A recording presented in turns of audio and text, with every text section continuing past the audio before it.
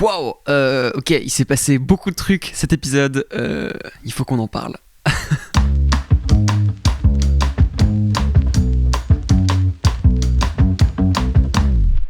Bonjour à tous, j'espère que ça va bien. Bienvenue sur ma chaîne YouTube où on parle de pop culture dans un format podcast, discussion. C'est chill comme ce que vous êtes en train de regarder. Aujourd'hui on se retrouve pour les récaps de Doctor Who comme toutes les semaines. Aujourd'hui on parle de l'épisode 6 de la saison 2 de Doctor Who, The Interstellar Song Contest. Un épisode qui me hypait énormément. Je pense que c'est un des épisodes que j'avais le plus hâte de voir cette saison. Et en même temps j'avais un peu peur. Je me suis dit... très vite ça peut partir en couille. On retrouve le docteur et Belinda encore une fois au début de cet épisode, avec Belinda qui essaye encore une fois de rentrer chez elle, et cette fois-ci avec son petit engin, son petit Vindicator. Il semblerait qu'il soit prêt à rentrer chez elle sur Terre, mais il y a cette énorme cérémonie Eurovision dans l'espace et ils sont un peu obligés de rester. Déjà à ce moment, dès le début de l'épisode, m'a beaucoup fait rire, j'étais pris direct dedans. Mais très vite, tout ne va pas se passer comme prévu et ça va vite devenir le chaos absolu. On va rentrer dans mon avis, il y aura des spoilers évidemment comme toutes les semaines, mais encore une fois, on a un épisode qui est rempli de spoilers et rempli de twists que je ne voudrais pas gâcher, donc... vous êtes prévenus. Et on avait d'ailleurs une vidéo de RTD juste avant que l'épisode sorte en disant attention, faites gaffe aux spoilers, regardez cet épisode dès que vous pouvez. Et déjà le fait de voir ce message, je me suis dit ok, il va y avoir des révélations cet épisode. Et je savais qu'on allait avoir la révélation de Mrs. Flood, mais ça on en parlera à la fin de la vidéo. Parce que la dernière fois que Russell T Davies avait fait une vidéo pour prévenir de spoilers sur internet, c'était pour The Giggle, pour l'épisode des 60 ans, et Dieu sait qu'il y avait beaucoup de spoilers pour cet épisode. Bref, autant dire que j'étais très très curieux, et effectivement il y avait des énormes spoilers, notamment à la fin de l'épisode. Mais pour vous donner un peu un résumé de mon avis, franchement j'ai adoré cet épisode. Encore une fois j'ai adoré cet épisode. J'ai quelques petites réserves dont on va parler au fur et à mesure de la vidéo, mais globalement j'ai passé un excellent moment devant cet épisode. Je pense que c'est l'épisode où je me suis le plus éclaté à le regarder. C'était l'épisode le plus prenant de cette saison. Je sais pas si c'est le meilleur, mais en tout cas le moment que j'ai passé devant était incroyable, ou en émotion, j'ai beaucoup ri, j'ai été ému, et c'est tout ce que je veux dans un épisode de Doctor Who. On va très vite rentrer dedans. Déjà, un des premiers trucs que j'ai remarqué dans l'épisode, je trouve que là vraiment on sent le budget Disney. Il me semble, et corrigez-moi si jamais je me trompe, mais il me semble que c'est un des épisodes de Doctor Who qui a coûté le plus cher à faire de tous les temps. Et en vrai ça se voit, il y a énormément de plans CGI, il y a tous ces environnements qui ont été créés, mais il y a aussi beaucoup de vrais acteurs sur place avec plein de designs, de prosthétiques, de trucs aliens, des gens cochons, des gens avec des énormes têtes vertes. Tout ça c'est très bien, ça marche très très bien comme d'habitude dans Doctor Who, mais on a aussi ces visuels avec 100 000 personnes. Vraiment là c'est Doctor Who upgradé. Autant le fait d'avoir un plus gros budget, tu vois, je me dis c'est pas forcément entièrement nécessaire. Parce que mes saisons préférées de Doctor Who, c'est pas forcément ceux qui avaient le plus gros budget, mais j'avoue que pour un épisode comme ça ou un épisode comme Lux, tu sens l'argent de Disney et genre là c'est vraiment cool. Et en parlant un peu de ce premier acte avec 100 000 personnes qui sont aspirées dans le ciel, oh mon dieu, les visuels étaient incroyables et terrifiants, franchement. Cet épisode était vraiment vendu comme globalement quand même un épisode assez fun et léger. C'est Eurovision dans l'espace avec des aliens qui chantent. T'es là genre ok, ça va être vraiment un épisode assez fun. Et c'était un épisode très fun, mais il y avait aussi beaucoup de moments plus sombres. Ce moment au début de l'épisode quand 100 000 personnes sont aspirées dans l'air et t'as ce bruit d'alarme, t'as le docteur qui se fait emporter, t'as le TARDIS qui se fait emporter, et tu dis est-ce qu'ils viennent vraiment de tuer 100 000 personnes dans cet épisode de Doctor Who? Bon, en vrai, on réalise après que ils sont juste gelés dans l'espace et qu'ils vont pas forcément mourir, mais quand même, je trouve que ça enlève pas de l'impact de ce moment. J'ai vraiment été un peu choqué par ce moment. Et encore une fois, ce visuel, après, quand tu les vois de très très loin avec tous ces gens dans l'espace. Et ensuite, dans le premier acte, on va pas mal suivre Belinda. Je me suis un peu fait la réflexion de oh putain, j'espère que le docteur va pas être absent pendant une grosse partie de l'épisode et qu'on va voir encore un épisode Dr. Light. Mais non, au final, il se sauve avec ce confetti. Ce moment était tellement drôle, ça m'a tellement fait rire. Et je me suis dit genre à quel point est-ce que j'arrive à y croire que juste le docteur puisse se sauver comme ça, et pourquoi pas quelqu'un d'autre. Enfin, je sais pas, mais c'était tellement drôle, c'était tellement le genre de truc que tu peux que faire dans Doctor Who.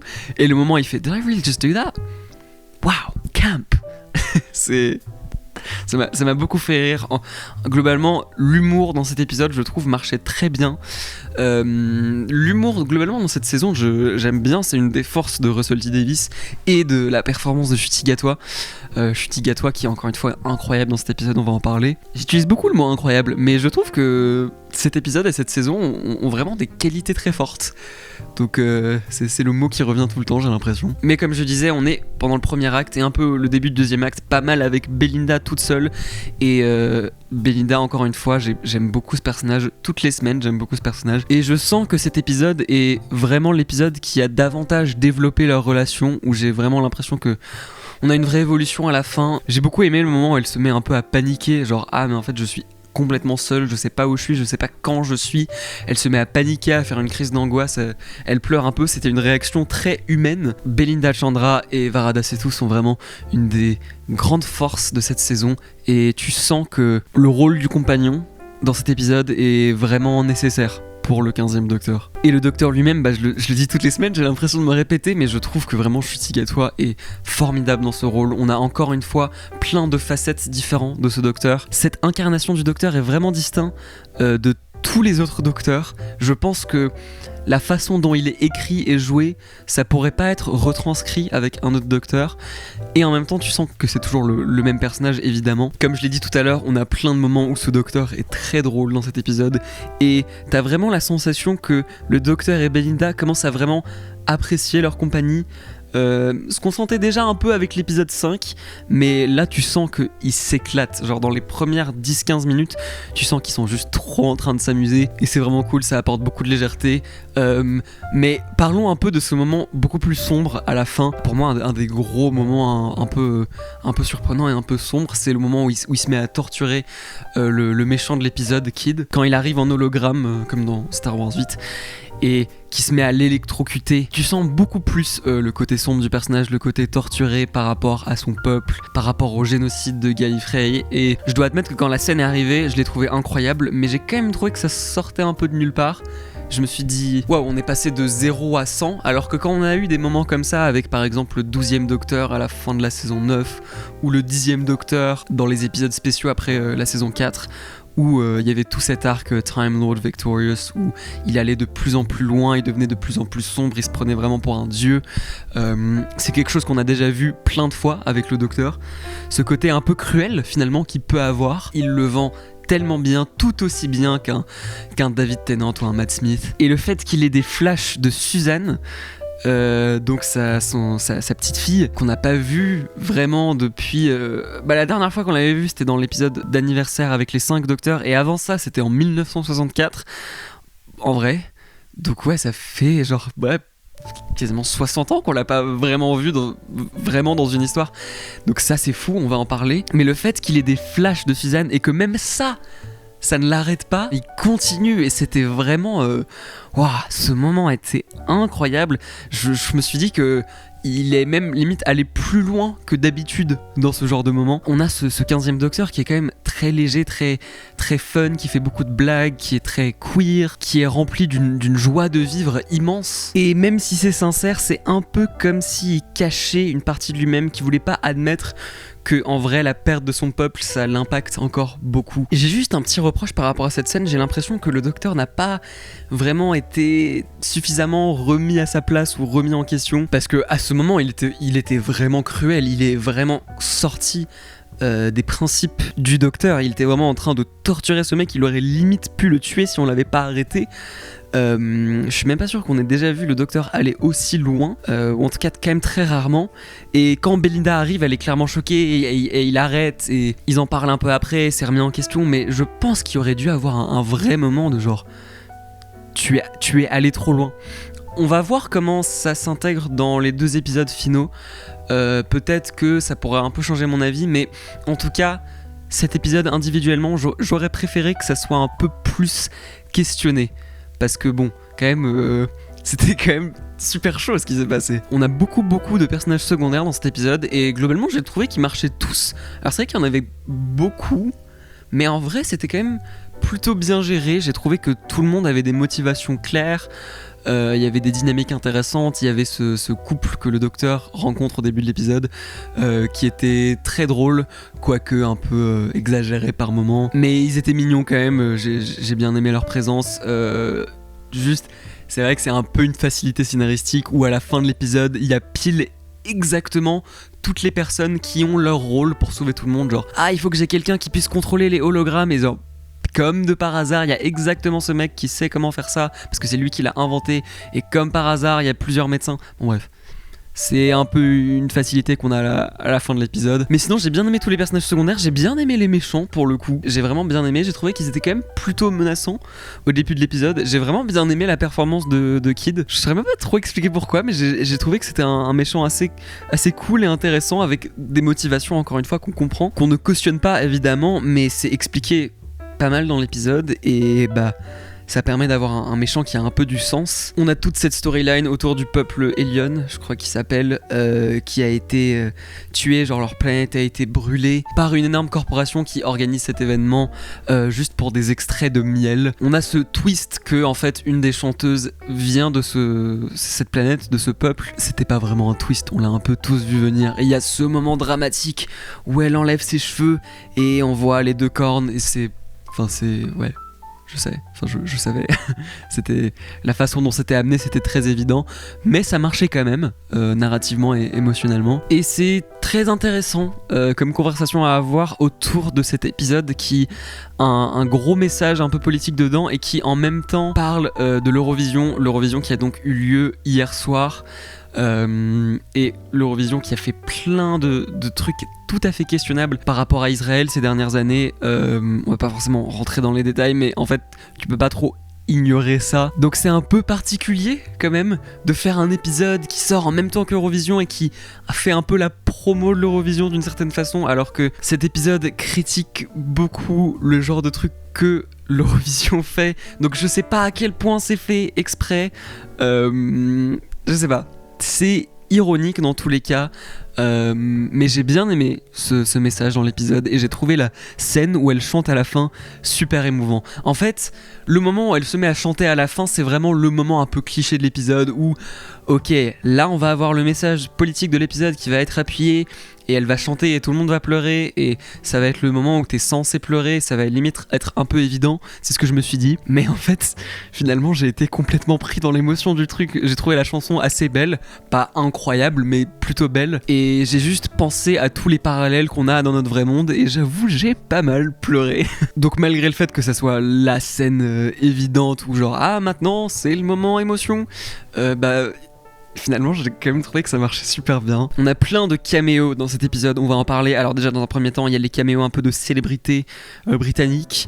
Je pense que si t'es un peu familier avec la culture britannique, la télé en Angleterre, c'est super drôle. Il y a Graham Norton qui est un présentateur télé que j'apprécie beaucoup, mais là le fait de le voir dans cet épisode, c'est peut-être un peu dommage que ça soit juste un hologramme, mais j'ai quand même trouvé ça trop drôle en tant que quelqu'un avec une famille anglaise qui a grandi avec cette culture là. Le fait de voir ce mec dans un épisode de Doctor Who, c'était très drôle. On a aussi Rylan qui est présent dans l'épisode, j'ai beaucoup aimé, je trouve qu'il était assez drôle même si c'était une présence assez petite dans l'épisode.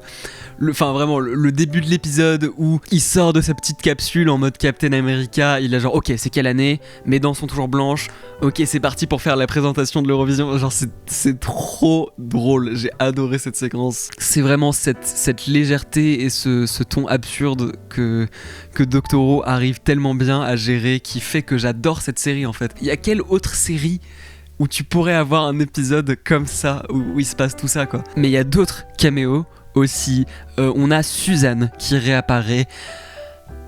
Waouh, Suzanne qu'on aurait peut-être pu voir dans les épisodes des 60 ans, qui a beaucoup été teasé dans la saison 1 l'année dernière, et au final on l'a pas vu, donc c'était quand même un peu étonnant et décevant, et là on la voit, donc à mon avis elle va être présente dans les épisodes 7 et 8. Trop hâte de voir cette réunion. Je sais pas trop comment ça va être traité, parce que le docteur l'a quand même abandonné.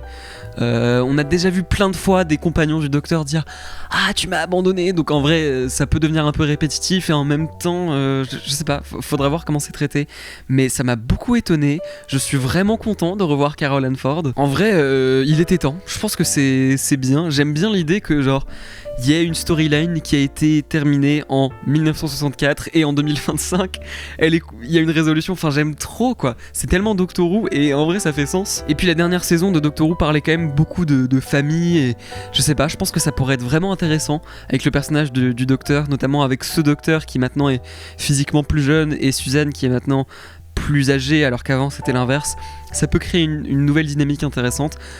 Je sais pas si j'ai grand chose à dire dessus parce qu'on la voit très peu, mais j'ai trop hâte de voir ce qui va se passer avec ça. J'ai été un peu étonné par le manque de chansons.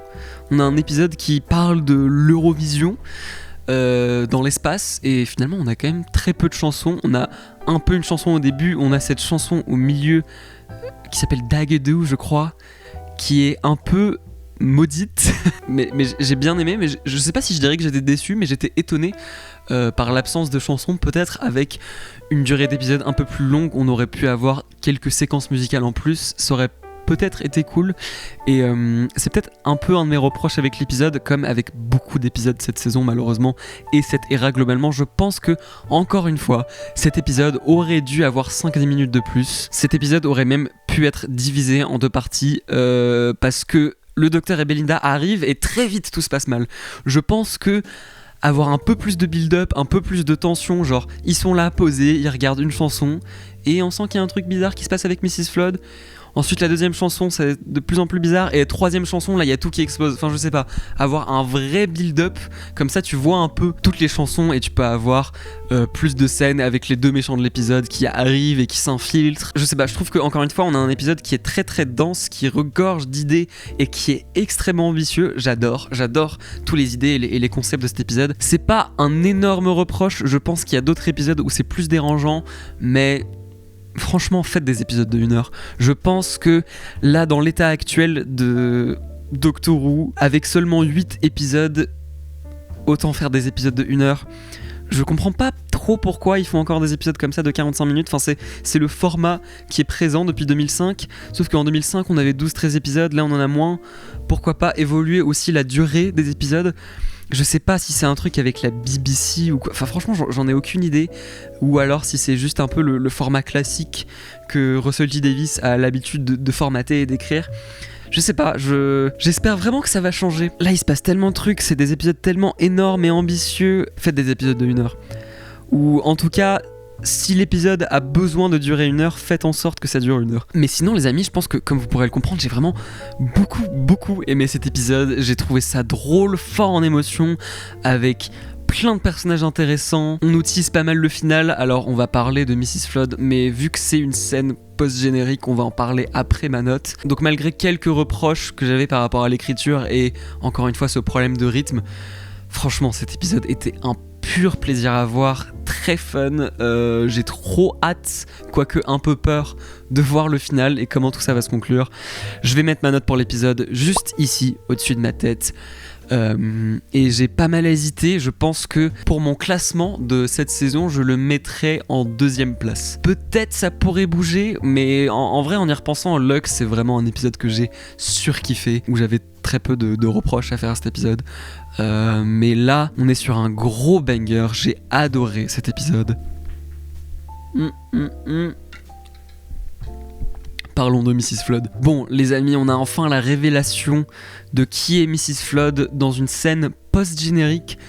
Déjà, pourquoi est-ce que c'était une scène post-générique ? En fait, je savais que Mrs. Flood allait être révélée dans cet épisode. Je savais qu'on allait apprendre son identité parce que RTD, dans sa petite vidéo, là, le petit malin, il a dit « There will be a flood of spoilers » et j'étais là genre « Ok, c'est bon, je te connais, tu fais ton Steven Moffat où tu dis « Boom » et « Joy to the world » dans la même phrase. Si vous avez la ref, vous avez la ref. Mais on apprend donc, après des semaines de questionnements et de mystères, Mrs. Flood est donc The Rani, le Rani qui est un méchant de la série classique, un seigneur du temps, sur lequel je ne sais pas grand chose. En étant pas mal sur internet et dans des communautés de Doctor Who, je vois que le prénom du Rani, c'est un prénom qui apparaît tout le temps. Depuis son apparition dans Church on Ruby Road en 2023, tout le monde a constamment dit ça. Les gens disaient aussi ça pour Susan Twist l'année dernière. C'est vraiment un personnage qui est récurrent dans la fanbase. Je pense que les gens ont plutôt envie de la revoir. Je m'attendais un peu à ce que ça soit le maître, parce que même si Russell T Davies a dit qu'il voulait arrêter d'utiliser le maître pendant une période, je sais pas, je trouvais que ça faisait sens, mais je m'attendais vraiment beaucoup plus à ce que ça soit un dieu des histoires. Je pensais vraiment que ça allait être un dieu des histoires, parce que en vrai, le fait que ça soit le Rani, en fait, ça explique pas tous ces brisages du 4ème mur qu'on a depuis la saison 1.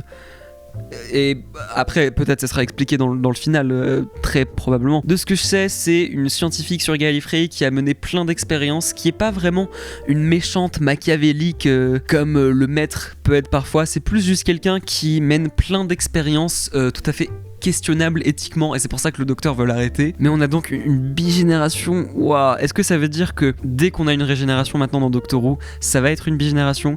Ça, je sais pas si c'est une idée qui me plaît. J'espère que quand ils auront conclu cet arc et ces histoires avec les dieux, et qu'on passera à la prochaine ère, la bigénération, ça sera un peu résolu et terminé. J'aime bien la bigénération en vrai, même si ça pose beaucoup de questions qui n'ont toujours pas de réponse. Mais je suis là genre, why not? Ça peut être fun, et là le fait qu'on ait 2 Rani, ça crée une dynamique qui est intéressante. En vrai, j'ai bien aimé ce reveal, et en même temps je suis un peu partagé. Je pense que ça va vraiment dépendre de ce qui se passe dans les 2 prochains épisodes, parce que ça se passe dans une scène post-générique avec des personnages secondaires. Le docteur n'est même pas là pour assister à ce reveal, alors que l'année dernière, le reveal de Sutekh, c'était immense. Bon, au final, la résolution de Sutekh, j'ai pas trop aimé, mais c'était immense. Il y avait Sutekh qui apparaît à l'écran. Il y a une séquence de 5 minutes où il y a Harriet Harbinger qui commence à réciter tous les noms des dieux, et t'as ce build-up qui est immense. Et autant l'utilisation de Sutekh, au final, j'ai pas trop aimé, mais autant ce reveal, cette scène est incroyable. Et là, c'est quand même un peu... Cette scène est très courte, ça arrive très vite, et après, on n'a même pas de bande-annonce pour l'épisode prochain. Je sais pas, j'ai trouvé ça étrange comme choix. On en parlera plus la semaine prochaine, en vrai on en sait quand même très peu, mais c'est intriguant, mais je vais vraiment avoir besoin de voir la suite pour savoir si j'aime ou pas. Je sais pas, on verra, parce que en vrai je trouve que Anita Dobson, Mrs. Flood, était super creepy et intrigante dans la saison 2 et aussi dans la saison 1. Dans Legend of Ruby Sunday, il y a des séquences où genre elle parle comme ça à la vitre et elle est vraiment menaçante, et là ça devient un peu plus le personnage secondaire un peu goofy qui se laisse faire. C'est très probable du coup qu'à un moment Mrs. Flood, enfin Rani, trahisse le Rani principal. Je trouve ça un peu dommage. J'espère que Anita Dobson sera quand même pas sous-utilisée dans la fin. On verra. Next time, l'épisode de la semaine prochaine. Waouh, là on est sur un épisode qui attise beaucoup ma curiosité. Wishworld. Donc la première partie d'un final en 2 parties. Je suis très intrigué par cet épisode et je n'ai aucune idée de ce qui va se passer. J'ai très hâte, mais j'ai surtout très peur. Parce que, en vrai, moi là pour l'instant, la saison 2, moi franchement j'adore. Je passe un très bon moment devant chaque épisode. Et du coup, j'ai trop peur que le final soit un peu décevant comme l'année dernière. Je trouve que, avec du recul, le final de la saison 1 est super décevant. Pas entièrement mauvais, mais globalement, les résolutions n'étaient vraiment pas satisfaisantes. Et là, je sais pas. J'ai trop hâte de voir cet épisode. Je suis très curieux, mais je dois admettre que j'ai assez peur. J'ai assez peur, surtout pour l'épisode 8, de voir comment tout va être résolu. J'espère que ça va pas être trop rushé, qu'on aura le temps. J'espère que c'est pas la dernière saison de Futigatois, le 15e Docteur. On n'en sait rien, il y a absolument rien qui est confirmé, mais je sais pas, il y a plein d'incertitudes par rapport à pas tellement l'avenir de la série, parce que j'ai aucun doute sur le fait qu'on aura plus de saisons de Doctor Who, mais genre sur Futigatois, j'ai sacrément peur qu'ils partent. Ouf, ça c'est pour l'épisode 8, ça on verra. On n'a pas eu de bande-annonce pour la semaine prochaine, on a juste eu un petit extrait dans Doctor Who Unleashed. On sait que du coup Conrad sera de retour la semaine prochaine, c'est pas vraiment une surprise, on savait que Mrs. Flood l'avait sauvé. On est encore une fois sur un final avec des enjeux gigantesques, immenses. Tout comme l'année dernière, tout comme presque tous les finals de RTD. Ouais, encore une fois, ce que je trouve fou, c'est qu'on sait rien sur cet épisode. Genre, c'est quoi l'histoire ? Je sais pas. Peut-être c'est pas très intéressant de m'écouter parler de ça parce que juste on sait rien dessus. Je suis très intrigué, on en parle la semaine prochaine. Merci beaucoup d'avoir regardé, j'ai l'impression d'avoir parlé pendant beaucoup plus longtemps que d'habitude. En même temps cet épisode était très dense et il y avait un peu de setup pour le final, donc j'avais beaucoup de choses à dire. J'ai un peu la gorge sèche tellement j'ai parlé. On va boire un peu d'eau, rester hydraté. Dites-moi ce que vous avez pensé de l'épisode en commentaire. Je suis sacrément curieux de savoir ce que les gens en pensent. J'ai l'impression que l'épisode est quand même globalement bien reçu. Mais dites-moi quels étaient vos avis, vos impressions. Je réponds à tous les commentaires. On se retrouve dimanche prochain pour parler de la première moitié du final de cette saison. Avec normalement un invité de la chaîne récurrent. Donc voilà, on se dit à la semaine prochaine pour la suite. Il y aura des liens de moi et de tous mes réseaux sociaux dans la description, ainsi que ma chaîne principale. Et je vous fais de gros bisous.